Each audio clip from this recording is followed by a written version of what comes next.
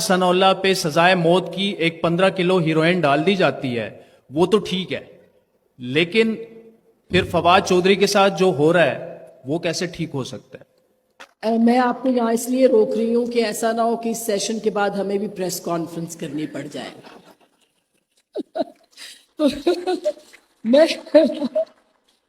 لیکن نہیں، ہم کھل کے بات کریں گے. جو کل غلط تھا وہ آج بھی غلط ہے. جو کل غلط ہوا ہے، بالکل جو کل غلط ہوا تھا وہ آج بھی غلط ہے. نہ کل اس کی انڈورسمنٹ ہو سکتی ہے، نہ آج اس کی انڈورسمنٹ ہو سکتی ہے.